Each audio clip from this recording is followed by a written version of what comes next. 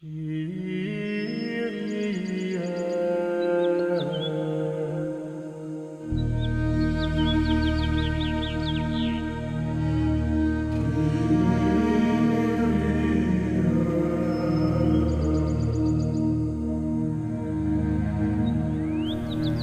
dia, vamos rezar.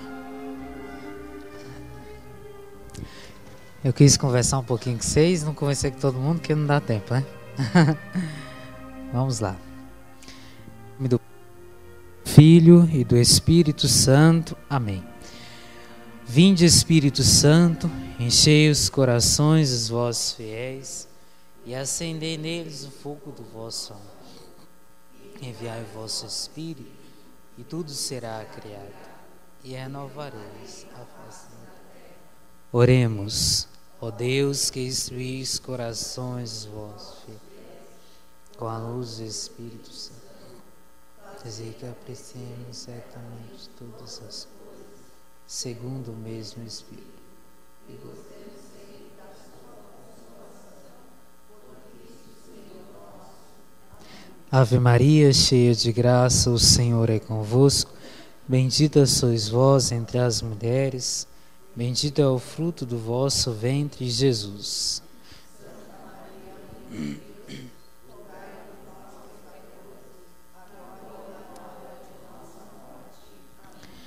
Santa Mônica, São Bento, em nome do Pai, e do Filho e do Espírito Santo. Amém. Então, antes da gente iniciar o nosso tema, eu gostaria de saber, eu vou usar esses 10 minutinhos, pode ser, se existe alguma pergunta da aula passada, porque essa aula é uma continuidade da aula passada. Qual foi o nosso tema da aula passada? E subiu aos céus, onde está sentado à direita de Deus Pai, e de novo há de vir em sua glória. Esse foi o nosso tema da aula passada. E hoje o nosso tema, nós vamos ver já já, é um complemento da aula passada, tá bom? Então eu preciso saber se ficou alguma dúvida da aula passada, para a gente já sanar e continuar, tá bom? Tem alguma dúvida? Depois eu não vou abrir a oportunidade, não. Eu tenho uma dúvida da aula passada. Eu falo assim, não, passou. Né? Alice, tem alguma dúvida? Sim. Eu vou dar um minutinho para você pensar. Está claro a questão da Assunção. Eu entendi a ascensão, mas eu ainda... Sabe quando não está claro ainda para mim a Assunção? Sim. Então vamos lá. É assim, Sheila e demais. Nós temos dois conceitos teológicos. Nós temos a Assunção e a ascensão, tá bom? Qual é o primeiro? Assunção, e o segundo é ascensão, tá bom? Então veja só, a assunção quer dizer o quê? Que ela é puxada, ok? A pessoa ela é puxada, por exemplo, o Senhor Deus vai puxar você, Sheila, para o céu. Ele pega você e leva. Quem te levou? Deus. Ok, ótimo. Assim aconteceu com a Virgem Maria. Ela é assunta porque pega ela e traz. Você, Sheila, subiu para o céu com as suas próprias forças? Não. Foi por quem? Por Deus, porque foi Ele que te puxou. Isso é a assunção. A ascensão, não. A ascensão é diferente. A ascensão, suponhamos, você subiria por sua própria força, ok? Você falar assim, agora eu vou subir e eu vou. Como pegar um elevador. Não pode nem usar o exemplo do elevador, porque quem te leva é o elevador, né? Mas, por exemplo, na ascensão, a pessoa que só teve né? É o Senhor Jesus, só Ele pôde fazer isso. Sobe aos céus com a sua própria força, né? Ele mesmo que se eleva. Isso é ascensão. A assunção tem que ser puxado, né? Não tem como a pessoa por sua própria força entrar lá. Ficou claro, então? A assunção. Quem foi assunta ao céu? A Virgem Maria, ok? Elias e Enoque também na Sagrada Escritura, né? Que alguns chamam de arrebatamento, né? Quer dizer o quê? Não é que ele vai para o céu, não é ele que vai. Ele vai, mas não vai, né? Ele é levado para o céu, tá bom? Ele é levado pelo próprio Deus. E a Virgem Maria também foi assim, nós cremos e professamos isso, né? É dogma de fé. Na ascensão é diferente, é o Senhor Jesus mesmo que fala assim, agora eu vou. E ele vai mesmo. Ele sobe. Ele pode fazer isso por quê, gente? Graças a Deus ele é Deus, né? Ainda bem. Entendido então? Ficou claro? Ok. Mais alguma? Pode romper então? Então tá bom. Bom, vamos lá.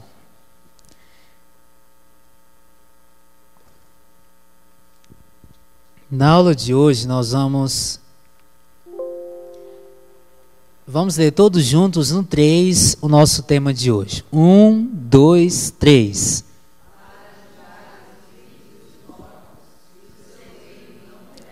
É uma continuidade do tema da aula passada, né?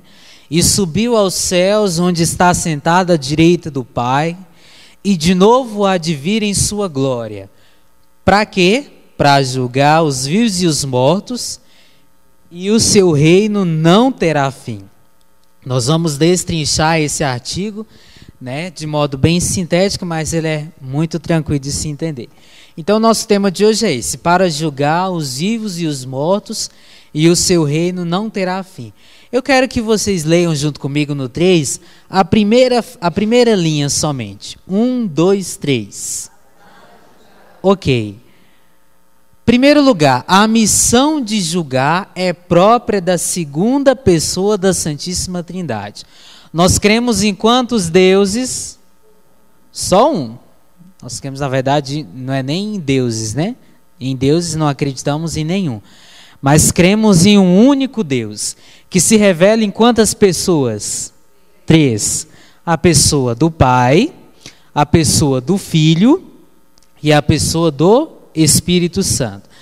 Qual é, se perguntasse para vocês numa prova, qual a primeira pessoa da Santíssima Trindade está se referindo à pessoa do Pai? A segunda pessoa da Santíssima Trindade? Filho. E a terceira pessoa?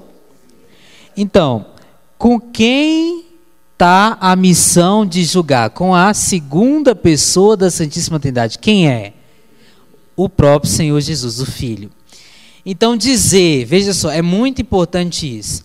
Quem julga é Jesus. Quem julga é o Senhor Jesus, ok? Quem julga é o Senhor Jesus, é o Filho. O Pai deu essa missão para o Filho de julgar. Ficou claro isso? Atenção, nós acreditamos em uma única divindade. É o que diz, ó. Há um Deus só, e entende-se que não é possível haver mais de um. Quantos deuses há? Um só. Contudo, sendo único quanto, a natureza, Deus é trindade quanto às pessoas. Então, ele é um único Deus enquanto natureza. Nós vimos isso na primeira aula. Qual é a natureza de Deus? Divina. Ok. Qual é a nossa natureza? Graças a Deus, né? A humana. Então, a natureza dele é única, divina. Mas em pessoas, ele se revela em 3. Né? A pessoa do Pai, do Filho e do Espírito Santo. Atenção, existe uma distinção de pessoas, mas não pode haver uma separação. Viu? Distinção não é separação, tá? Existe uma, eu vou falar bem devagar, que é para todos entenderem. Existe uma distinção das pessoas divinas, mas não estão separadas. Então, quando atua uma pessoa da Trindade, na verdade está atuando todas. Ok? Agora, a propriedade da tarefa daquela pessoa é específica da pessoa. Por exemplo, a tarefa de julgar é atribuída a quem? A Jesus, ao Filho. Então é próprio do Filho julgar. Mas não significa que o Espírito Santo e o Pai estão fora. Ok? Eles estão atuando também, porque as pessoas da Santíssima Trindade, elas atuam conjuntamente. Ok? Então, muita atenção, eu não posso separar, né? Eles são únicos em natureza, embora em pessoas eles estão distintos, mas a atuação das pessoas, elas é sempre em conjunto. Sempre. Um exemplo, eu até coloquei aqui, ó. Muito cuidado com a expressão popular, não sei se vocês conhecem ela. Pai Criador, Filho Redentor e Espírito Santo. Tem que ter muito cuidado com isso. Veja só. O Pai, ele é Criador, certo? Perfeitamente. Mas não é só a pessoa dele que está atuando na criação. O Filho também atua na criação. E o Espírito Santo também atua na criação.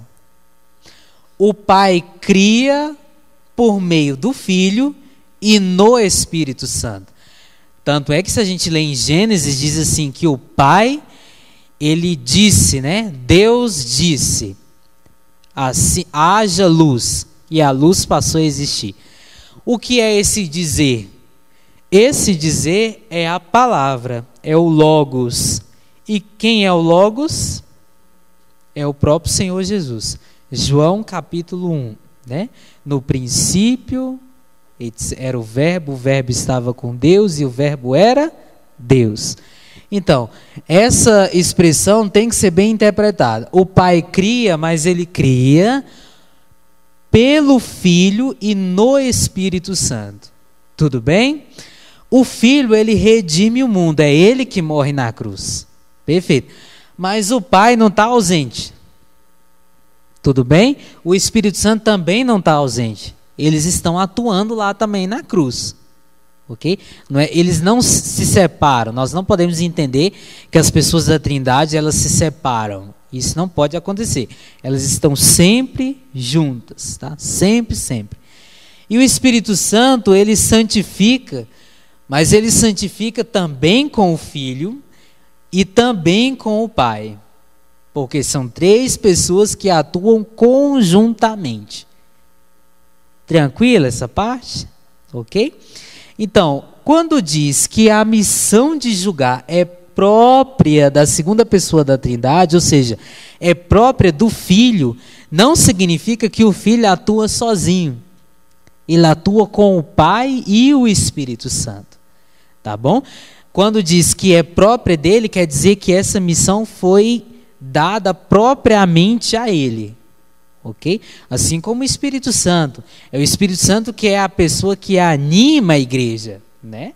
A igreja está perseverando até hoje, sobretudo por a atuação do Espírito Santo. É ele que anima a igreja. Né? Algumas expressões dizem, ele é a alma da igreja. Né? Se ele está com as portas abertas até hoje, apesar de tanta desgraça acontecendo, e que vai acontecendo, e que já aconteceu, é porque é o Espírito Santo que assiste ela.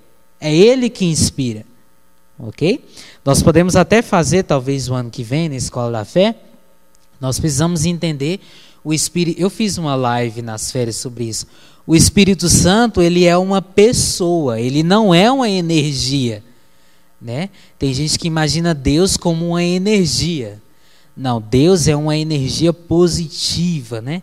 E eu tenho que entrar na órbita desse universo, nessas ondas, né, energéticas, porque aí eu vou estar em paz. Não. Isso não tem nada a ver com a nossa fé. Deus, ele é divino em três pessoas. Você consegue se relacionar com esse controle? Sim ou não? Não. Por quê? Porque o controle não é pessoa. Você consegue se relacionar com a energia? Acho muito difícil, né? Enfia o dedo na tomada para você ver. Não consegue se relacionar com a energia. Por que eu consigo me relacionar com Deus? Porque ele é pessoa. Ok? Por isso eu posso entrar em relação com Deus e ele comigo. Porque somos pessoas. Tudo bem? Então é preciso que fique muito claro isso, que Deus é uma divindade em 3 pessoas. Por isso eu posso falar com Ele, Ele fala comigo, eu posso me relacionar com Ele, eu posso chorar, eu posso apresentar as minhas angústias, posso, porque Ele vai entrar em contato comigo. Ele me entende. Agora chora para o controle para você ver. Vai ter alguma resposta? Não. Chora para a energia para você ver. Não tem nenhum retorno. Agora com Deus eu tenho retorno porque Ele é pessoa também como eu. Se você fala com uma pessoa, você tem resposta. Ainda que a pessoa seja surda, tem o recurso das libras, né? Ela vai te dar uma resposta. Existe uma comunicação. Agora fala com seu pet para você ver. Ele não vai se comunicar com você. Por mais que ele pode ser adestrado para fazer algum sinal, mas se você ouvir o seu pet te respondendo alguma pergunta, você precisa de um psiquiatra, né? Aí não é nem questão de escola da fé mais, tá bom? Brincadeiras à parte, então ficou muito claro isso? De quem é a missão de julgar então? Do Senhor Jesus, do Filho. Muita atenção nisso aqui, viu? Porque o Filho, ele julga porque ele assumiu a nossa condição. Ele viveu em tudo a condição humana, exceto no pecado. Então ele conhece tudo daqui. Ele já conhecia porque ele é Deus. Mas ele conhece mais propriamente por quê? Porque ele assumiu a nossa carne. Ele sentiu as nossas dores, os nossos sofrimentos. Ele sentiu as nossas angústias também. Olha, meus irmãos, uma das minhas orações é que a escola da fé não seja um momento apenas teórico, mas que te ajude na sua vida de fé também. Vocês deveriam estar chorando ao ouvir isso, né? Que o Senhor Jesus viveu em tudo a condição humana. Por quê? Porque Ele te entende. Pode falar com Ele. Ele te entende. Sabe, as angústias que a gente tem no nosso coração, Ele entende. Porque Ele também passou por isso. Pode falar com Ele. Não fuja da vida de oração, não. Eu gosto muito de dizer nas pregações, né? Ao falar com Deus, fale como uma criança que quebrou o copo preferido da mãe e está com medo assim, aí ela vai para o pai, né? Imagina ela falando assim, naquela simplicidade, né? Falando com o pai, naquela inocência e com medo. Ela fala simples, ela não vai verbalizar com Deus de Israel, que infunde em nossas almas o Espírito Criador e Santificador que penetra o mais íntimo da minha medula óssea, das minhas células. Não, se quiser rezar assim, fica à vontade, né? Você é livre. Mas eu estou te convidando a fazer uma experiência mais simples, né? Está sentindo dores no seu coração? Fale. Jesus, meu coração hoje está... Eu vou pedir ao Alex que corte essa parte da filmagem, mas eu vou contar um testemunho, né? Quando eu entrei no seminário, eu tinha um colega chamado Maurício. O Maurício não veio hoje, né? E ele, gente, eu entrei no seminário com 16 anos, acho que o Maurício deveria ter uns 16 também, ou 17, né? Ele tinha 17. Então imagina 2 adolescentes, né? Aborrecentes, né? E aí esse Maurício nasceu para me implicar, né? Nós no propedêutico, na primeira experiência de vida comunitária, ele fazia de tudo para me implicar. Até na capela nós temos locais fixos, né? Ele sentou do meu lado e um dia na missa ele estava pisando no meu sapato. Literalmente, ele ficava pisando assim, né? E aí eu olhei para o Maurício, olhei para o altar. E aí eu disse assim, né? Eu não sei nem... eu já contei isso talvez aqui para alguns. Eu disse assim: Senhor Jesus, eu entrego o Maurício nas suas mãos, que a minha vontade era de dar um murro na cara dele agora, né? E literalmente essa era a minha vontade. Mas eu quero apresentar ele ao teu coração, porque eu não posso fazer isso. Mas depois eu fiquei pensando, né? Veja só, eu tenho que falar com Deus assim mesmo. O que eu estou sentindo mesmo? Coloque para fora. Né? Eu não vou ficar inventando muita coisa. O que você está sentindo, põe para fora. Né? Talvez Jesus deu risada também, né? Não deu murro na cara dele, deixa que eu cuido dele. Né? E depois nos tornamos grandes amigos. Então, assim, apenas para dizer para vocês, falem com Deus do jeito que vocês estão sentindo, porque Ele conhece, Ele viveu em tudo a condição humana. Amém? Então, claro essa parte, né? É missão própria do Filho fazer o quê? julgar, tá? Afinal, o que seria julgar se Deus já conhece tudo? Alguém perguntou na aula passada por que um juízo final se já tem um particular, né? O que acontece com isso, né? Então veja só, em sentido estrito, Deus não precisa julgar-nos quando morremos, porque sabe exatamente de antemão qual é o estado da nossa alma. Deus sabe, sim ou não? Sim.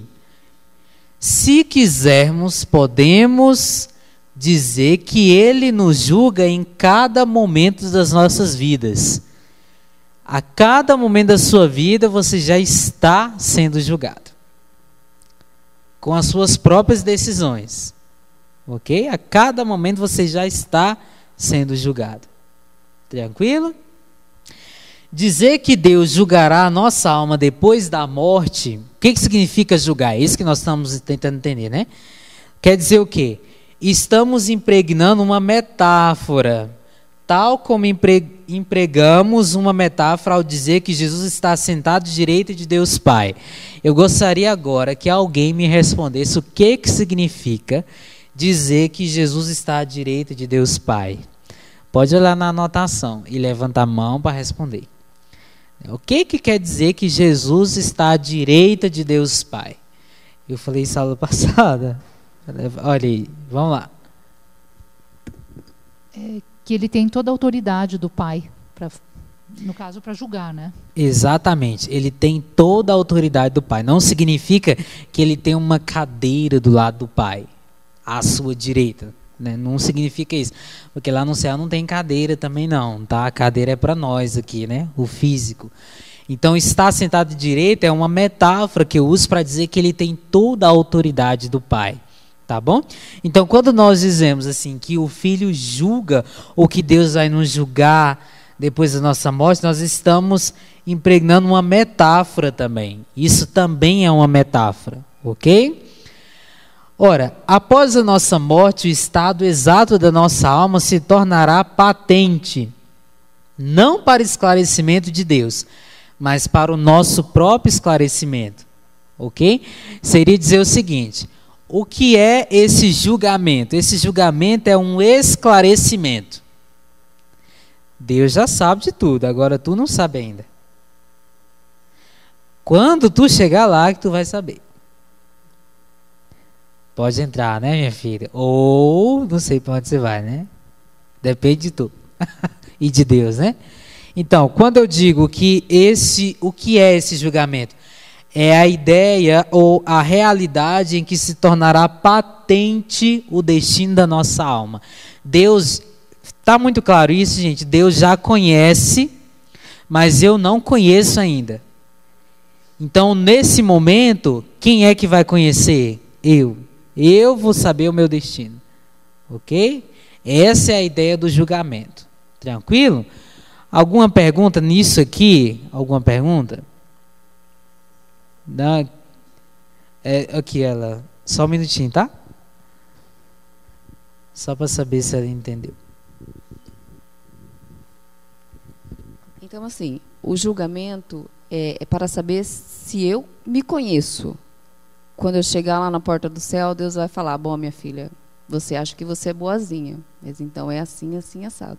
Então, o julgamento é para eu me conhecer, e não que Deus está me julgando, mas vai me mostrar a minha realidade, a minha verdade enquanto eu estava na vida, é isso?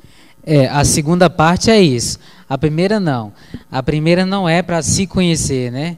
Não é essa ideia do autoconhecimento. É a ideia de que eu vou saber o meu destino, né?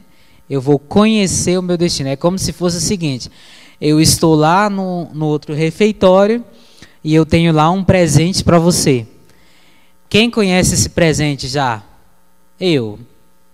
Agora você não conhece ainda. Ao chegar lá, você vai conhecer o presente, né? O julgamento é um presente. Bom, depende do seu destino, né? Se ele vai ser um presente ou não, tá bom? Então, é essa a ideia, tá? Então, quando eu digo que Deus julgará, é o quê? É tornar patente, ou seja, tornar claro, evidente para mim o meu destino. Porque, veja só, é uma questão filosófica, gente. Inclusive, eu aconselho, talvez eu mando depois umas referências de livros bons que você pode ter na sua biblioteca, né? Nós somos um composto de matéria e forma, ok? Isso é próprio da filosofia aristotélica. E Tomás de Aquino adota isso, né? Na escolástica, a igreja atribui a sua doutrina. Então, nós somos matéria e forma, ok? Isso é a pessoa. É uma matéria física, o nosso corpo, né? Isso aqui vai apodrecer um dia.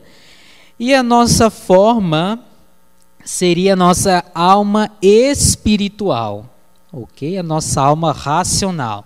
É essa matéria, é essa realidade, essa dimensão que entra em contato com Deus, ok? Aristóteles, ele nos ensina o seguinte: a matéria, ela limita a forma, ok? Ela individua a forma, tranquilo? Então, quem é que limita a forma? A matéria. Então, por que a gente não conhece tudo? Porque existe uma matéria que nos limita, ok? Que é essa matéria corporal. Agora, o que é a morte? Filosoficamente, o que é morte? Morte é a separação dessa matéria com essa forma. Isso é morte, tá? É essa separação. Isso é um drama, porque Deus criou junto. Então, quando separa, isso é muito dramático, tá bom? Não é dramático no sentido de chorar, tá? É dramático no sentido de é quase que contra aquilo que Deus criou, tá? Então, na morte, esse desprendimento vai fazer com que a sua alma espiritual ela saia desse limite, que é o limite material. E aí você vai conhecer tudo, meu irmão. Você vai conhecer tudo, entendeu? Deus não vai estar com uma lista, né? Vamos lá, fulano de tal, eu tenho uma lista aqui enorme da sua vida. E começar a ditar coisa por coisa. Não, porque na hora que você se desprender da matéria, o conhecimento já fica totalmente pleno. Ok? Totalmente pleno. E mais, esse conhecimento vai se tornar totalmente, vai aparecer depois, totalmente claro, porque você vai estar na frente da verdade. Quem é a verdade? O próprio Jesus, né? Eu sou o caminho, a verdade e a vida. Então, ao estar na frente da verdade, você já vai conhecer tudo. Não tem espaço para mentira ali. Você já tem conhecimento completo, ok? A gente até brinca no seminário, né? Quando a gente não entende uma coisa, o professor até brinca falando assim: então espera, porque na eternidade você vai entender tudo, né? Na eternidade a gente vai entender tudo, tá bom? Então fica muito claro isso. Esse julgamento é tornar evidente para mim, né, o meu destino, ok? O que significa isso? Que Deus não vai ter a tarefa de descobrir o que fizemos e qual o estado da nossa alma. Não é que você vai chegar lá, Deus vai falar: vamos investigar. Vou usar um exemplo. Atenção, é muito importante os exemplos que nos ajudam a conhecer. Quem é da área do direito aqui? Levanta a mão, alguém? Sim, então. Quando você tem um julgamento, o juiz, junto com os seus assessores ali, o promotor, o advogado, enfim, eles vão como que... O julgamento é o quê? É um estudo, julgamento civil, tá? Eles vão estudar, mediante evidências, se o réu é culpado ou não, ok? Significa o quê? Que o juiz não sabe. O juiz ele vai tentar descobrir, por meio de evidências, se de fato o réu é culpado ou não, ok? Essa é a missão, o julgamento aqui. O julgamento celestial não é assim. Não é que Deus vai ter que descobrir, ele já sabe. Na verdade, a tarefa lá é o inverso. Quem é que vai... Aqui na terra, o réu sabe o que ele fez, mas o juiz não sabe. O juiz vai ter que descobrir. No julgamento celestial não é assim. O juiz já sabe. Quem tem que descobrir é o réu, que no caso é cada um de nós. Ficou entendido isso? Alguém quer que repita? Levanta a mão. Não? Ficou muito claro? Sim, Eduardo. Só um minuto. Vai vir um... Microexpression. Isso aí é basicamente para nós sabermos onde que nós erramos? Isso, além disso, né? Você vai saber onde você errou, vai saber. Até porque a angústia do inferno é quase isso, né? É saber que você errou, teve a oportunidade de se consertar e não quis. É uma das angústias do inferno, né? Mas é além disso.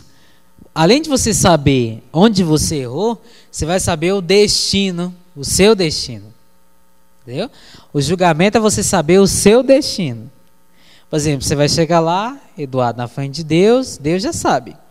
Assim, olha, Eduardo, o senhor foi um homem muito bom, ministro da Eucaristia, etc. Mas o senhor tem esse pecadinho aqui, e aqui não entra nenhum tipo de pecado. Só que você não está em pecado mortal, não está numa ausência de comunhão comigo. Então você não vai para o inferno. Então eu vou te mandar para o purgatório. Ok? E aí você vai ficar sabendo para onde você vai. Entendido? Julgamento, gente, é esclarecimento. Tá? Julgamento é esclarecimento. Ok? É esclarecer o que tem que ser esclarecido. Então é mais ou menos isso. Entendeu, Eduardo? Ok? Sim. Deixa eu fazer uma pergunta. Por exemplo, a gente ouve falar que às vezes a pessoa ela se arrepende, vamos dizer assim, uma pessoa que cometeu vários pecados, tal, e se arrepende na hora no juízo final, vamos dizer assim, e aí muitas vezes aí Deus perdoa e a pessoa é acolhida assim. Como é que funciona isso? Tipo, a pessoa ela, vamos dizer, teve a vida de pecado toda e depois no finalzinho ela se reconcilia com Deus e se arrepende de tudo. E aí, tipo, Deus sabe o que ela fez a vida inteira, mas no último momento ela se converteu. E aí ele vai falar: meu filho, você se converteu, então tá tudo ok? É mais ou menos assim? Perfeito, perfeito. Veja só, nós temos duas perspectivas aqui. Nós temos aqui a pessoa, ela teve uma vida errada, né? E no final ela se arrepende de verdade. Perfeito. O que aconteceu aqui? Deus, com a sua misericórdia, permite que essa pessoa tenha uma última oportunidade. Deus pode permitir, tá? Então, a misericórdia dele alcança essa pessoa. Perfeito. Ele apagou tudo que ela fez? Pode ter apagado, porque a misericórdia dele é infinita, né? Às vezes é nós que colocamos limite na misericórdia de Deus, né? Mas a misericórdia dele é infinitíssima. Ele pode apagar tudo da vida de uma pessoa e acolhê-la no céu. Eu até brinco, né? Até porque o céu é de quem? É dele, né? Ele pode colocar para dentro quem ele quiser, né? Então, existe essa perspectiva, né? A pessoa teve a vida errada, mas no último momento Deus permitiu que a pessoa se salvasse, se arrependesse de verdade e fosse alcançado pela misericórdia de Deus. Quando a gente reza pela conversão dos pecadores, é também nessa perspectiva, de que ainda até que no último momento ela se arrependa, porque nós queremos para ela o céu, tá? Mas existe um perigo aí, que é a segunda perspectiva. Ninguém ouse em levar uma vida de perversão dizendo que no último instante vai arrepender. Aí vai dar tudo errado. Em primeiro lugar, porque você não sabe qual é o último instante, né? Pode sair ali no Santa América, vir um caminhão de lixo e passar em cima. Ou você não sabe se você de fato vai ter um verdadeiro arrependimento. Porque não é dizer arrependi. Não. Tem que brotar. Isso é um trabalho do Espírito Santo, né? É o Espírito Santo que pega o coração da pessoa e como que aperta assim, como que o suco do arrependimento sai dali. É lá de dentro que brota, né? Esse arrependimento, ok? Então tem que ter muito cuidado com isso. Não é que já que Deus é um infinito em misericórdia, então vamos viver a vida, beber cerveja e ficar no nosso canto, porque quando for no último momento, por exemplo, eu já ouvi pessoas dizer, sabe o quê? Que quando eles ouvirem a trombeta tocar, eles vão arrepender. Olha só. Olha a ideia. Pois é. É Santo Agostinho, né? me ajude a me converter, mas não agora. Espera um pouquinho, daqui a pouquinho. Exatamente. Santo Agostinho é um exemplo disso, né? Santa Mônica, que celebramos hoje, rezou, né, pela conversão do seu filho. Por que ela queria a conversão dele? Porque ela queria o céu para o seu filho. O melhor presente que você pode dar para alguém é o desejo dele entrar no céu. Ok? Por exemplo, a pessoa morreu. Um dos meus conselhos quando eu estou acompanhando uma pessoa com luto, né? Eu gosto sempre de dizer, não corra do luto para não viver sempre em luto. Enfrenta o luto. Por quê? Em primeiro lugar, eu tenho que aceitar, né? Eu estou em luto. Morreu, não tem como mais voltar. Qual é a melhor coisa que eu posso fazer para essa pessoa agora? Rezar por ela. Isso tem que confortar o seu coração. O melhor presente. Ainda que a pessoa estivesse viva, você desse o continente europeu inteiro para ela mandar, não seria tão grande como a oração que você pode oferecer pela alma dela. O melhor presente que você pode dar para alguém que já partiu é a oração por essa alma. Por quê? Porque você está desejando o céu para ela. Não tem melhor presente do que o céu. Não tem. Amém? Então eu gosto sempre de dizer isso, né? Não corra do luto, em frente. Porque se você correr do luto, vai sempre viver em luto. Sempre vai viver em luto, tá? Sim. Eu não sei se eu respondi. Ok? Sim. Então, eu penso sempre assim, que Deus me julga todos os dias pelas minhas atitudes. Então ele já sabe tudo que eu já fiz de certo e de errado, e um dia quando ele me chamar lá, eu espero poder ter a misericórdia dele e chegar ao céu. Mas eu não sei se é assim, porque eu vejo muita gente falar que o mundo vai acabar. O mundo jamais vai acabar. Nós é que vamos passar pelas nossas más atitudes. É assim que eu penso. Não sei se está certo. Olha, sim, nós podemos alcançar a misericórdia de Deus, ou ela nos alcançar, sim, sem problema. Pode ter tudo isso com permissão. O Catecismo da Igreja Católica diz: há caminhos de salvação que só Deus conhece. Né? Então, por exemplo, imagina uma pessoa que foi assassina a vida inteira. Eu sei que a pessoa era uma desgraça nesse mundo.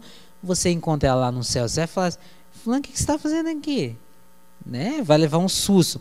Primeiro, o céu é de Deus, ele põe lá dentro quem ele quer.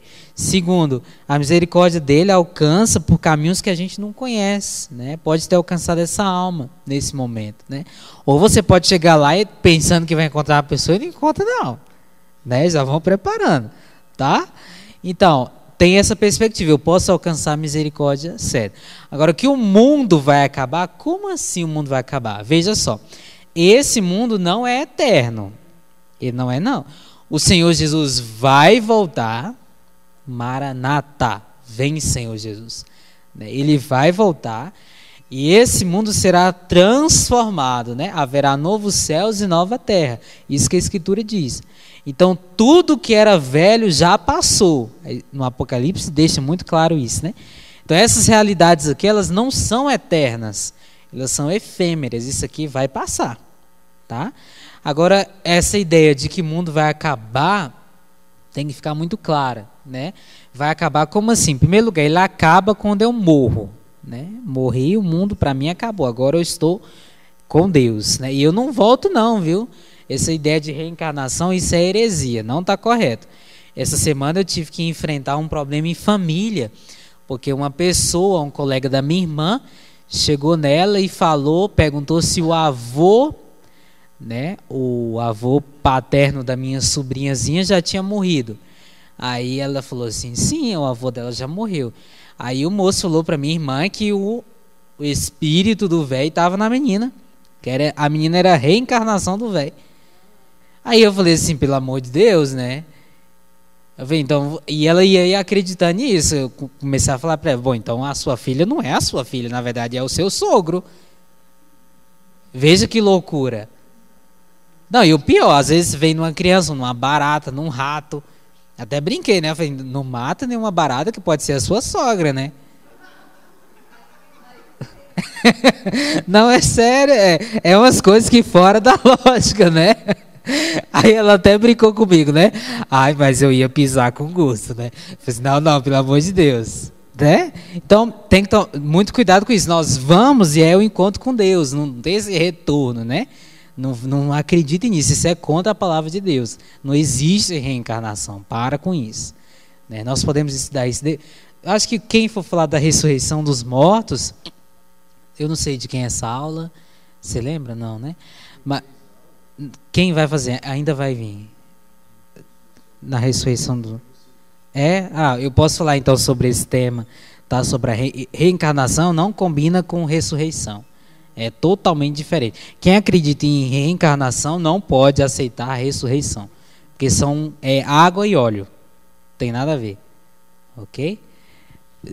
Não sei se ficou claro. Tudo bem? Sim. Eu só queria dizer, como você fala aí que a gente tem aí o julgamento todos os dias, né, ao meu ver, é o Espírito Santo que está conosco, nos dando até esse julgamento na hora do ato, né?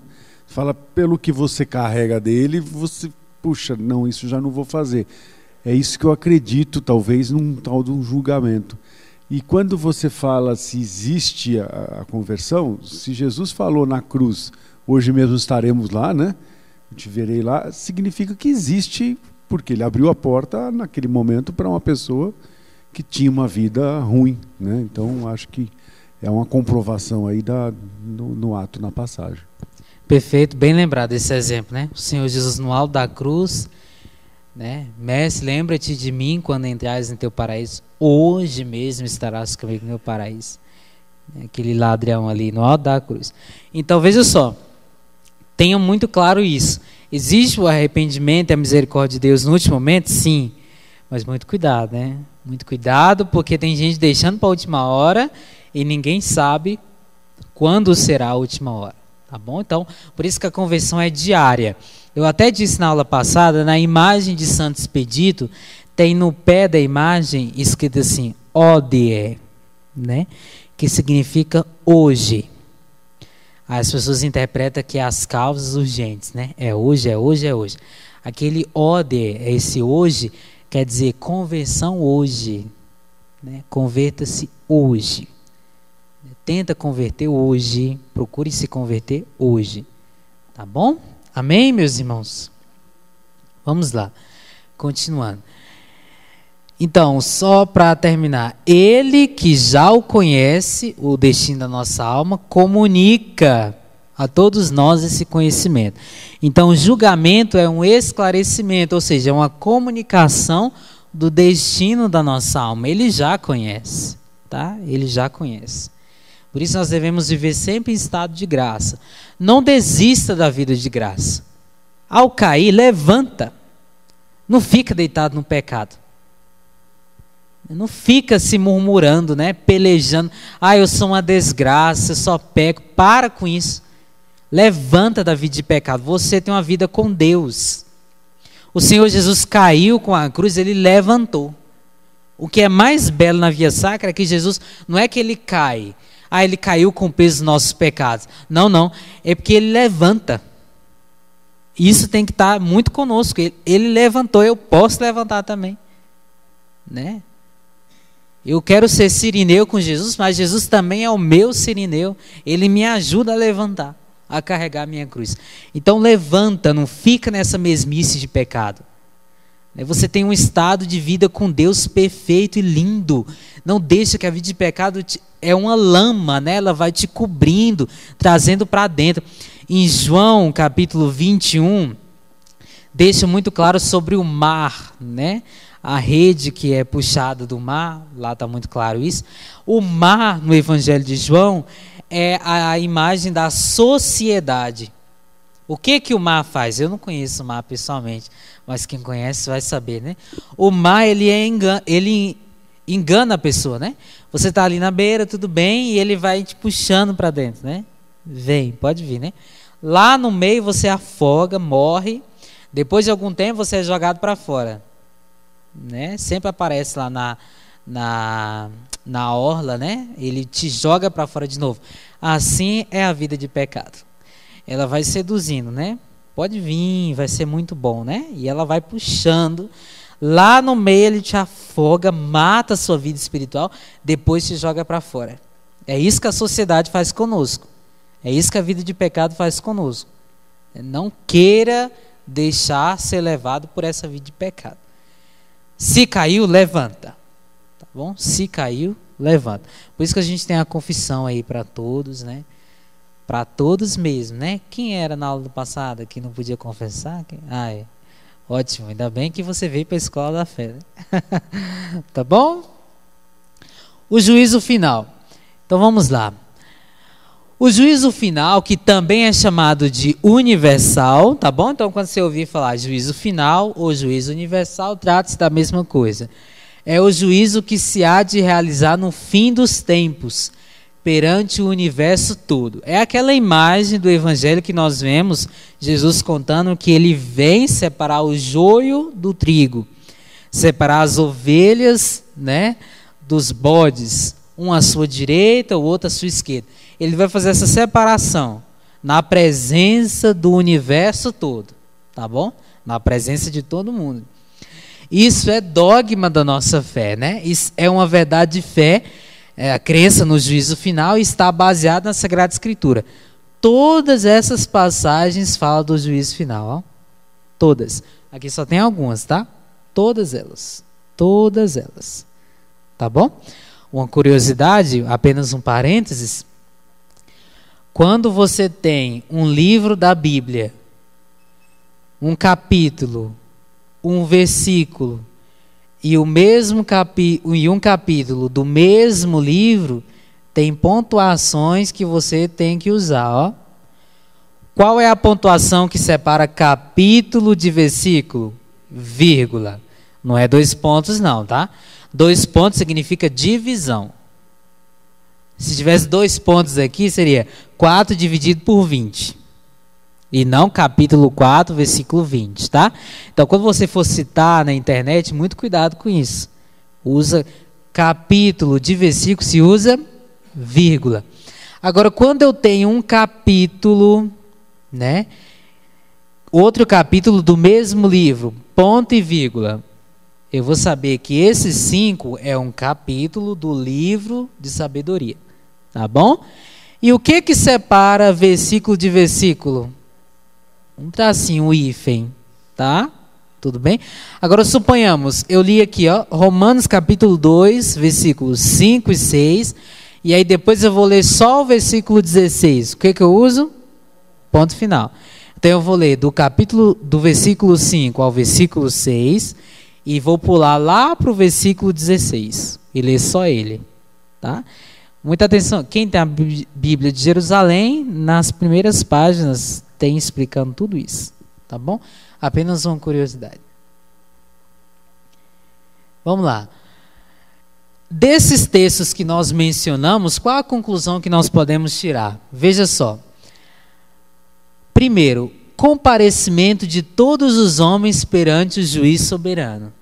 Todos os homens e mulheres comparecerão diante do juiz no juízo final. Todos. Vivos e mortos. Quem está morto vai ter que fazer o quê? Vai ressuscitar. Né? Quem está morto vai ressuscitar. Quem está vivo continua. Segundo, como que a repetição do juízo particular ou a confirmação da sentença já pronunciada. Veja só, alguém perguntou na aula passada, né? Por que um juízo final se já tem o particular? Ou por que o particular se eu já tenho o final? No particular eu recebo uma sentença. No final, todos conhecerão essa sentença. Ok? O final é apenas para confirmar essa sentença que já foi dada no juízo particular. Na aula passada nós estudamos muito o juízo particular, né? Podem voltar e etc, tá? Mas agora na presença do público imenso da humanidade inteira. É o que eu disse, você vai conhecer se a sua irmã foi salva ou não. Né? Não se preocupe, porque na ressurreição o nosso amor vai ser elevado, né? Os afetos familiares e amigáveis, eles vão existir, mas não é muita coisa comparada ao meu grande amor, né? Que eu vou ter pelo próprio Deus, que é amor. Tá? Então não se desespere ao ver uma amiga ali à esquerda. Tá? Você vai ficar triste, mas enfim, é o destino dela, né? Não tem como mudar. E por último, a divulgação das coisas mais secretas, dos pecados mais ocultos, para a vergonha e opróbrio dos pecadores e glorificação dos bons. Por isso que o Senhor Jesus diz assim, ó: não há nada de escondido que não venha a ser revelado. Aí você pode falar assim, sangue do Cordeiro de Deus, né? Imagina. Mas não se preocupe, não vai ter um telão lá, né, mostrando o que você fez, não. Mas haverá divulgação dessas coisas mais ocultas, né? Não há nada de escondido que não venha a ser revelado. Por quê? É uma questão de lógica. O Senhor Jesus diz assim, ó: eu sou a luz do mundo. Quem me segue não andará nas trevas. O que Jesus é? A luz do mundo. Se tem uma coisa oculta, quer dizer que ela está nas trevas, na escuridão. Diante da luz não tem treva. Tudo é esclarecido. Ok? Então não é que ele vai dizer assim, é porque tudo vai ser esclarecido. Não tem como ficar oculto. Tudo bem? Isso aqui... depois eu tenho um texto, né, explicando cada uma dessas coisas, eu posso mandar para vocês, tá bom? Vou passar por causa do tempo. Agora veja só, nós temos alguns motivos para o juízo final. Quais? A manifestação da sabedoria e justiça de Deus. No juízo final haverá a manifestação da justiça e da soberania de Deus. Todos os ídolos vão deixar de existir, porque só há esse Deus. Todos saberão que só há um único Deus, esse Deus verdadeiro, que voltou, tá bom? Segundo, para a exaltação pública de Jesus Cristo, aquele que foi envergonhado, cuspido, ainda hoje é blasfemado, esse será exaltado, ele mesmo se exaltará, porque ele pode, ele é o próprio Deus. Na presença de todos, exaltação pública, na presença de todos, ok? É como eu disse, né? É muito fácil zombar de Deus agora. Pode zombar. Quero ver no juízo final. É muito fácil dizer que não quer Deus agora. Quero ver no juízo final. Isso não é para dar medo, não. Isso tem que deixar a nossa alma feliz. Porque você quer Jesus agora já. Tem que deixar a nossa alma feliz, não com medo, né? Por último, para o triunfo dos eleitos, aqueles que foram salvos, e para a confusão dos condenados. Nem todo aquele que diz Senhor, Senhor, entrará no reino dos céus. Tem que ter uma conduta, tem que ter uma perseverança na fé. O Senhor Jesus diz assim: aquele que crê em mim será salvo. Mas o que é esse crer? Não é apenas dizer eu creio. É crer e perseverar na crença até o fim. Tem que perseverar. Por isso que Jesus diz, né? Quem perseverar até o fim será salvo. Tudo bem? E aqui eu tenho a explicação de cada ponto desse, tá? Depois vocês podem ver com exaustidão, enfim. E o último tópico, acredito, é esse. Os vivos e os mortos. Existem duas maneiras de interpretar isso. Primeira, os que ainda estiverem vivos no instante do fim, na volta do Senhor Jesus, e os que houverem de ser ressuscitados, consoante com o texto de São Paulo, na sua carta aos Tessalonicenses. Veja só. Então eu tenho a primeira interpretação, vivos e mortos, é aqueles que estarão vivos e aqueles que já estarão mortos, que hão de ressuscitar, ok? Mas existe uma outra interpretação que eu acho muito bonita, que é: os que se acharem no estado de graça, esses serão os vivos. E os que estão mortos é o quê? Os que são condenados, os pecadores. Veja só, na Sagrada Escritura existe 3 tipos de morte, tá? É muito importante que vocês anotem isso. Existem 3 tipos de morte. Primeira morte, a física, que é essa que nós conhecemos, a separação da alma com o corpo, essa é a primeira morte, tá? A morte física. A segunda morte na Sagrada Escritura é a morte espiritual. Essa você vai morrendo aos poucos, né? A cada pecado você vai morrendo aos poucos. Mas a cada confissão você vai ressurgir novamente, tá? Por isso é muito importante a busca da confissão, da penitência, enfim. Então a segunda morte é a morte espiritual, que você vai morrendo aos poucos, né? A terceira morte é a morte definitiva. A morte que já é a morte da morte espiritual, seria assim, ok? A morte totalmente do seu espírito, que é o que a gente chama de condenação, tá? Essa acepção, os pecadores, eles estão mortos por quê? Porque já estão condenados, ok? Vou repetir, 3 tipos de morte. Primeiro, morte física. Segundo, a morte espiritual. E o terceiro, trata-se da condenação eterna. Tudo bem? Esse é o tipo de morte. Então, quando diz assim, o salário do pecado é a morte, não é necessariamente a morte física, tá?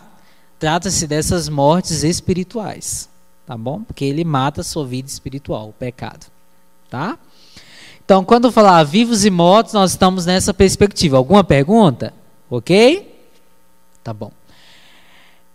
E por último, o que foi? Será que ele está possuído? Ah, desculpa, e agora? Ah, é verdade, olha, no último... Alguma pergunta, pessoal, até agora? Sim. Aqui.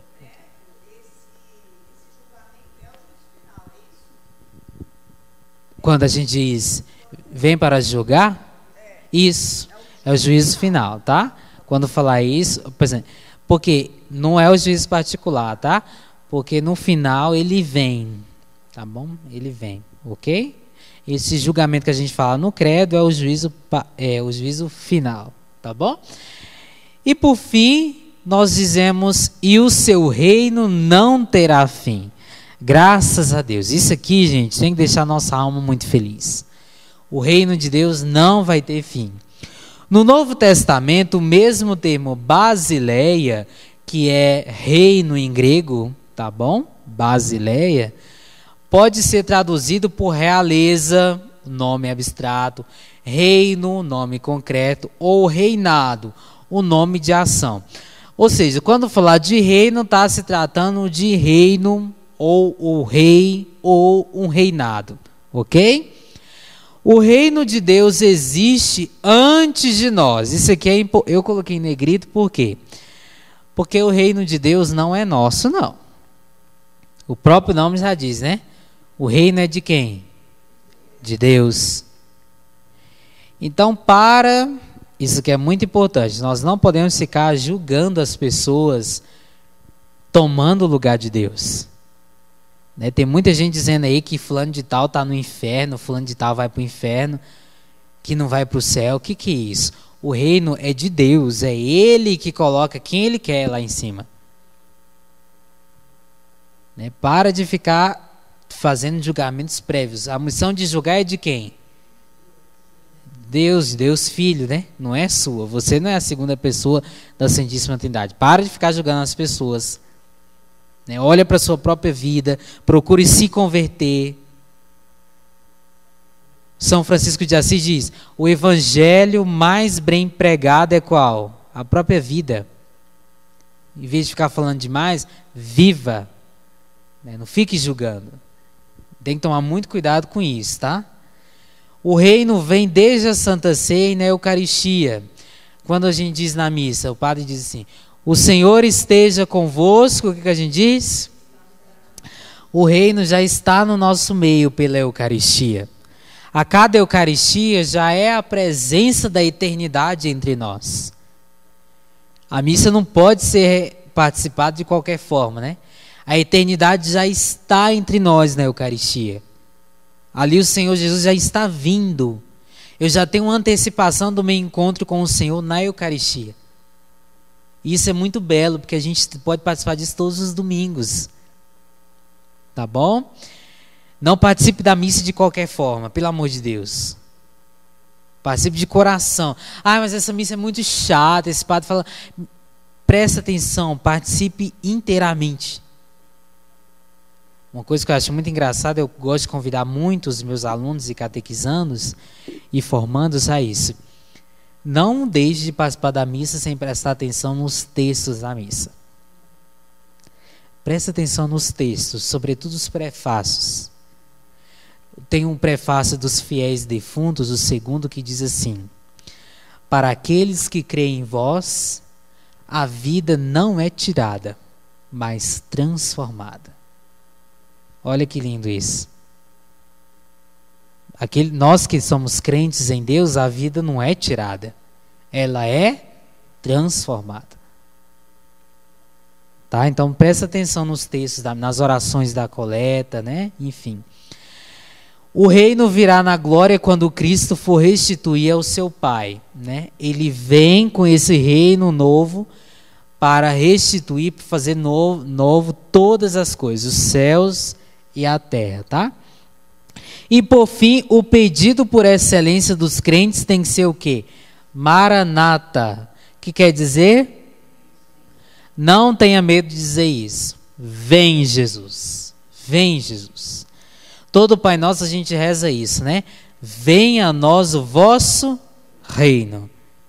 É missão dos crentes aguardar ansiosamente a vinda de Jesus. Não podemos ter medo da volta de Jesus. Isso é para os incrédulos. Isso é para quem não é crente em Deus. É para quem vai passar vergonha no juízo final. Agora, a minha vida de comunhão com Deus tem que necessariamente me fazer esse pedido aqui, ó, expressar esse pedido. Maranata, vem Jesus. Né? Aguardamos ansiosamente a sua vinda. E isso tem que alegrar o nosso coração. Juízo final e a volta de Jesus não pode ser motivo de medo e temor para nós. O Senhor Jesus diz assim: alegrai-vos e exultai, pois a vossa libertação está próxima. Aí tem gente que fala assim: ah, mas eu tenho tanta coisa para fazer ainda. Significa o quê? Ainda não é pobre. Ainda não está desprendido. Na hora que Deus chamar, ainda não vai estar preparado. E isso tem que ser um motivo de pauta nas suas reflexões. Porque na hora que Deus quiser que você vá, você está preparado? Ah, mas ninguém está preparado. Não caia nessa falácia. Jesus ensina, né? Vigiar e orai. Primeiro é o quê? Vigiar. Temos que estar preparados, sim. Tá bom? Claro que Ele não vai nos encontrar 100%, porque só Ele é 100%. Mas pelo menos com o desejo de estar com Ele, isso tem que estar preparado. Tá bom? Sim. Ah, onde? Aqui? Tá. Vai o microfone aí. Isso. Aqui a gente já termina, tá? Aquela outra parte, precisa dar um intervalo. Sim, pode falar. Eu queria perguntar uma coisa. O que eu vou perguntar faz parte de formação mesmo, né? Formação catequética lá atrás, né? Uhum. E eu aprendi que sempre a palavra Deus e Ele, quando se refere a Deus, você tem que escrever com letra maiúscula. Uhum. A minha professora era catequista e era professora de escola, então aprendi isso. E isso me voltou agora quando eu vi ali, né? Santa Ceia, santa letra minúscula. Sim. Ele com letra minúscula, mas o Ele ali é Deus, né? E hoje em dia a gente vê, o pessoal escreve Deus com letra minúscula, então isso me perturba. Sem problema, é bem-vinda a perturbação, né? Veja só, vou explicar. Particularmente para mim, é uma coisa muito particular, né? Para mim não me perturba o Ele minúsculo. E nem Santa Ceia, não me perturba. Me perturba o Deus. Né? Sim, Deus com letra minúscula, aí sim, não me perturba. Mas, por isso que eu digo, é uma questão muito particular. Mas já perturba ela, sem problema. Não, sem problema, é muito bem-vindo, né? Sem problema. Particularmente para mim não perturba de maneira nenhuma, né? Ele ou Santa Ceia, até porque Santa Ceia, na Sagrada Escritura, você não acha em nenhum lugar essa palavra Santa Ceia. Não tem nenhum lugar da Bíblia dizendo Santa Ceia, nada. Agora, Eucaristia tem, que em grego significa ação de graças, né? Eucaristia em grego tem, mas Santa Ceia não tem. Então é uma questão muito particular, né? Muito particular, mas me incomoda Deus, né? Eu até corrijo as pessoas na internet sobre esse aspecto de Deus com D minúsculo e maiúsculo, né? Mas esse Ele ou Santa Ceia, basicamente para mim não incomoda. Mas nas nossas anotações, se incomodar, pode colocar com maiúsculo. Tá bom? Alguma outra pergunta? Eu vou dar o intervalo agora. Nós vamos voltar às 11. 15 minutos, dá tempo? Você ir lá? 10 minutos, tá? 11h25 nós vamos voltar. Nós vamos fazer uma outra coisa depois do intervalo, tá bom? Surpresa. Tá bom? Liberados, então. Sim, volta pra cá, tá? Pode esticar um pouquinho, tomar uma água. Já leva. Pessoal, então vamos lá. Tudo bem? Então, nós temos o seguinte, nós temos uma pequena atividade, né? Essa é a surpresa. Uma pequena atividade aqui, ó. E aí ela é individual. Quem é casado, eu sei que é uma só carne, mas agora é individual, tá bom? Não é nada muito complicado, é só verdadeiro ou falso. Tranquilo, tá bom? Então vocês têm 15 minutos, tá? Vou contar ali do relógio para responder tudo isso. Muito pouco, tranquilo, coisinha que até meus catequizantes de amanhã respondem isso aqui. Daqui a pouquinho, quando eu der o sinal, eu vou pedir silêncio de todo mundo para ficar mais fácil, tá? Quando eu der o sinal, tá bom? Eu não vou responder nenhuma pergunta e nem o Alex, é você com a sua interpretação aí. Atenção, sem consulta. Exatamente, viu? Esqueci de falar, não tem consulta não, tá? Quem consultar vai ser eliminado agora. Vai para outro destino. Não tem consulta não, tá?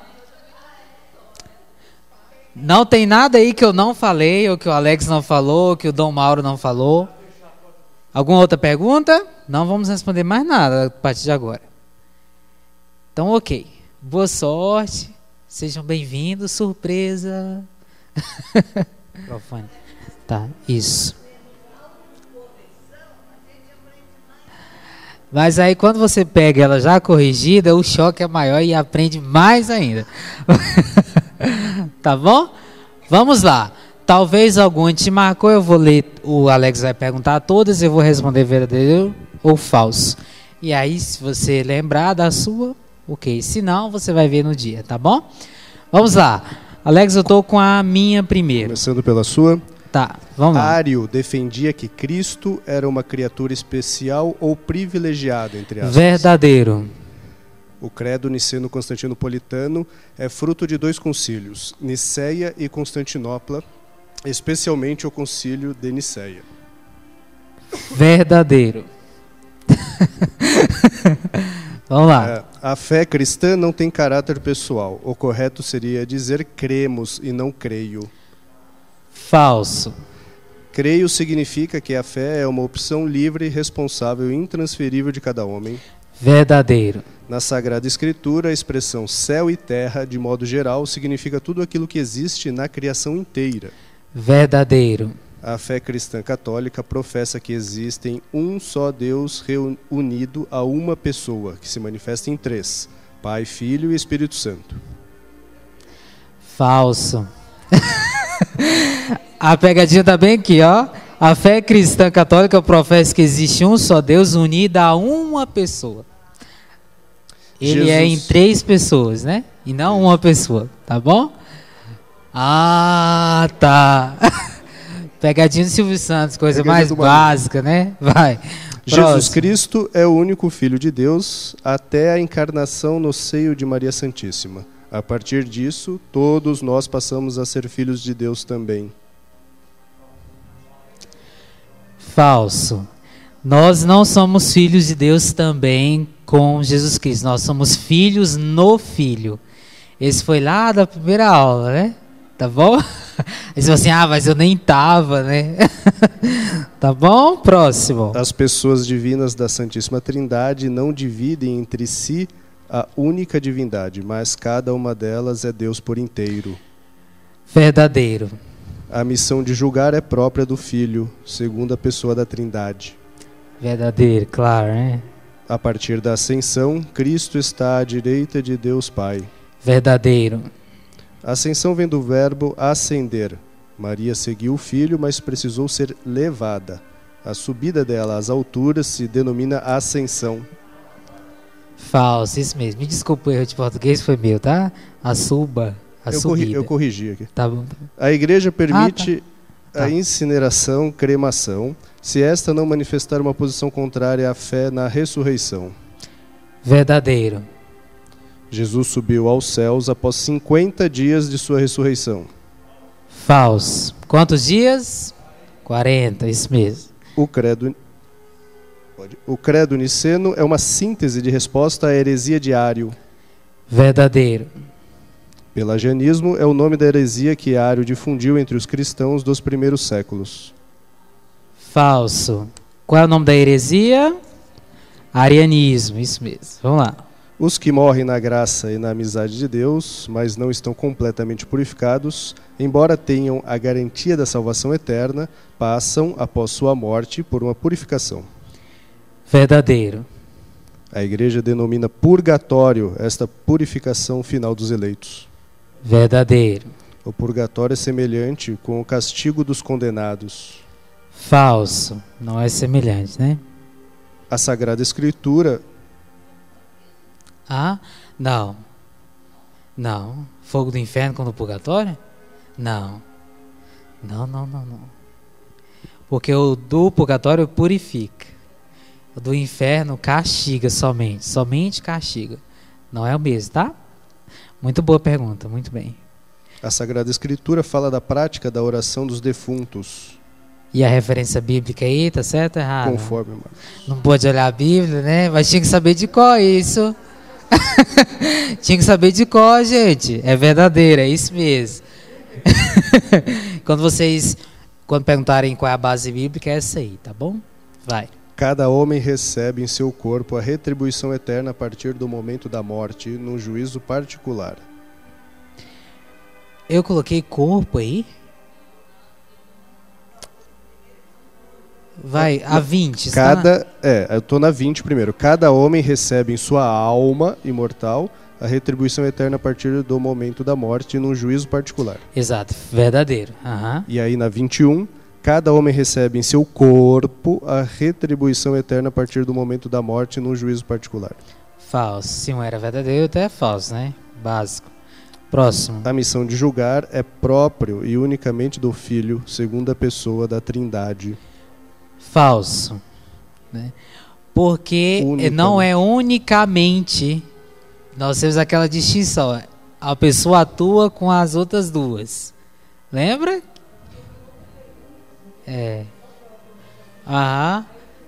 Exatamente, entendeu? Ok? Exato, exatamente. Próximo.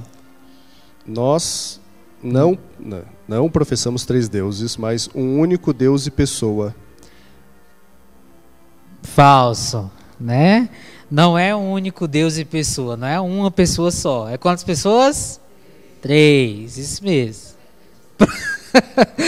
Próximo. Ao vir no fim dos tempos para julgar os vivos e os mortos, Cristo glorioso revelará a disposição secreta dos corações e retribuirá a cada um segundo suas obras e segundo tiver acolhido ou rejeitado sua graça.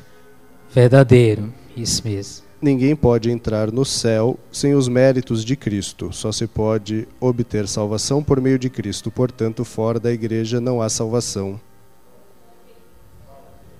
Verdadeiro. Aham. É aquela distinção que eu fiz, o que é a igreja é o corpo de Cristo. Então ninguém pode entrar no céu sem Cristo. Então fora da igreja não há salvação, no sentido de que a igreja é o corpo de Cristo. Não tome a igreja como a placa. Igreja Católica, Assembleia de Deus, entendeu? A igreja como o corpo de Cristo, tá?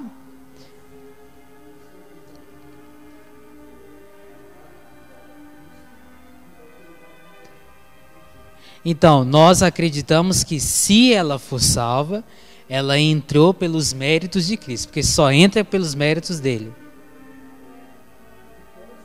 Pode.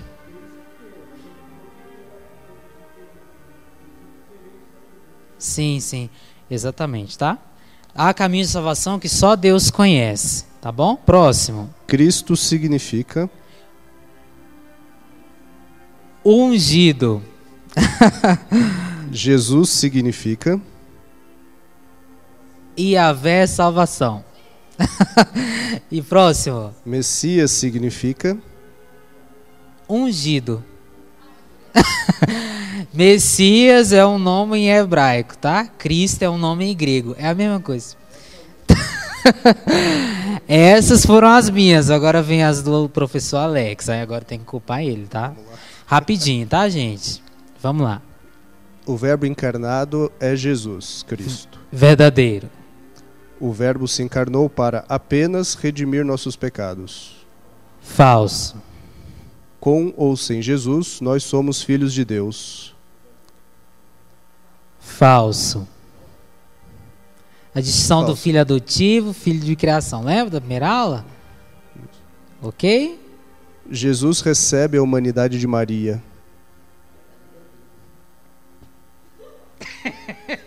É verdadeiro, tá? Vamos lá, é isso mesmo. A Virgem Maria não é mãe de Deus. Não é mãe de Deus. Falso, então, né? Próximo. Jesus é o primeiro filho de Maria. Falso, ele não é o primeiro filho de Maria. Ele é o... Por quê? Porque se a gente fala primeiro, eu tenho o segundo. Tá bom? Então tem que usar primogênito único, Pegadinha. tá bom? Culpem ele, estão olhando para mim por quê? Culpem, joguem sapatos nele. É o primogênito? Não, é o único. Vamos lá. Nestorianismo é uma heresia que diz ter Jesus apenas uma natureza, a divina. Falso. Falso. Nestorianismo é aquele onde ele não quer aceitar a Theotokos, né? Então ele cria para Jesus uma pessoa divina e uma pessoa humana. Exato. Assim como nós, Jesus é um ser humano em tudo, exceto no pecado. Verdadeiro. Em sua humanidade, Jesus é consubstancial a Maria. Repita. Repita. Em sua humanidade, aula do Dom Mauro, hein? Em sua humanidade, Jesus é consubstancial a Maria. Verdadeiro. Em sua humanidade. Tá? Em divindade. Em humanidade, a Virgem Maria. É dela que ele recebe a humanidade. Tá a bom? substância humana, né, dele veio de Maria. Exato. E vamos lá. 10. Jesus veio abolir as leis judaicas. Falso. Jesus, ele veio aprimorá-las, né? Jesus identifica-se com o templo ao se apresentar como a morada definitiva de Deus entre os homens. Verdadeiro. Verdadeiro. Jesus é o novo templo, né? Ele é o novo templo, né? Por julgar em Jesus um homem que se fez Deus, alguns judeus acusaram-no de blasfêmia. Verdadeiro. Verdadeiro. Todos os pecadores foram os autores da paixão de Cristo. Verdadeiro. Esse é o catecismo. Isso mesmo. Viu? Todos os pecadores foram autores da paixão de Cristo. Ele veio para remir os pecados. Não só isso, mas também, né? Por nossos pecados, ainda hoje participamos da crucifixão de nosso Senhor. Verdadeiro. Paulo diz, eu estou crucificado com Cristo, né? Ele diz. A morte violenta de Jesus foi por acaso. Falso. Estava designado. Para Deus, todos os momentos acontecem simultaneamente. Verdadeiro. São Severino Boécio. Exato. Isso, é fora do tempo. Não houve e não haverá nenhum homem pela qual Cristo não tenha sofrido. Verdadeiro. É isso aí, Jesus dá a chance de todos serem salvos no mundo, né? Mas que só quem escolhe o caminho que pode ascender lá. Monotelismo é uma heresia que diz Jesus ter apenas a vontade divina e não a vontade humana. Verdadeiro. Verdadeiro. É a vontade. Tranquilo. Vocês vão receber, vai poder estudar, vamos lá. Deus nos julgará apenas por justiça, sem amor e misericórdia. Falso. Falso. Quando Jesus morre, sua alma se separa de seu corpo. Quando Jesus morre, sua alma se separa do seu corpo. O que é morte? Jesus morreu? Jesus não morreu, gente? Morreu. Então a sua alma se separou do seu corpo? Mas isso não é morte? Separou sim, verdadeiro. Às 15 horas de sexta-feira, Jesus morre, sua alma se separa do seu corpo, desce aos ínferos, o seu corpo fica sepultado. Vamos lá, calma. Próximo. Que número que estamos? Jesus. 21. 21. Mansão dos mortos é o local no inferno onde mora Satanás. Mansão dos mortos é o local no inferno onde mora Satanás? Falso? Ele alugou uma mansão? Falso, isso mesmo. Ah, vocês se comeram à toa. Medrosos.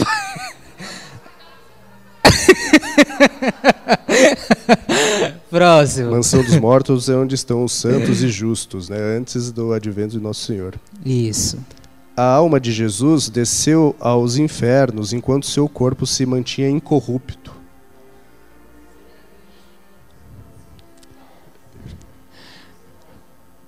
Por quê? Mas nós não falamos isso no credo? Você assista a aula número 5, por favor. Você terá a resposta. Tá lá.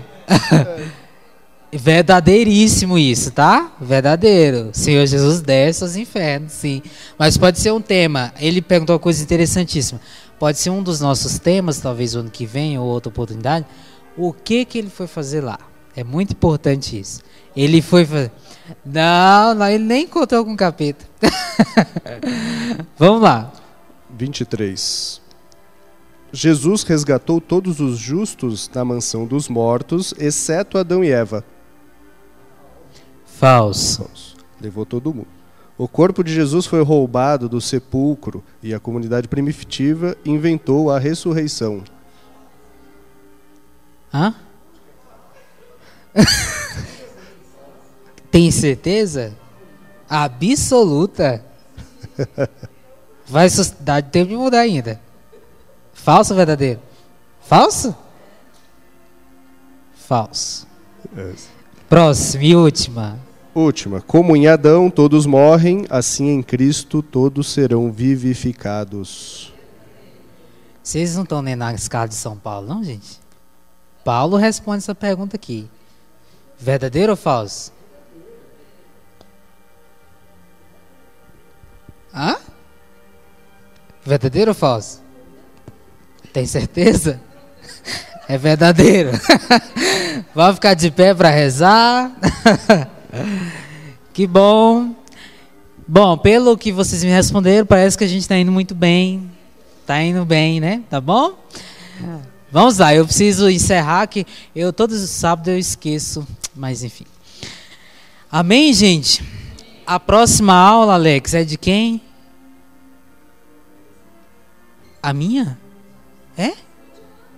Ah, eu pensei que a minha era a última, era hoje. Eu já ia despedir deles. Tá bom. Então vocês vão ter que me suportar. Não tem prova na outra, não tem não, tá? Ah, e pode trazer um bolo. Eu amo bolo de fubá, isso. Tá bom? Em nome do Pai, do Filho e do Espírito Santo. Boa tarde a todos. Já rezei, tá? Mais vale um sinal da cruz bem feito do que milhares fora dele. Bom almoço a todos, tá?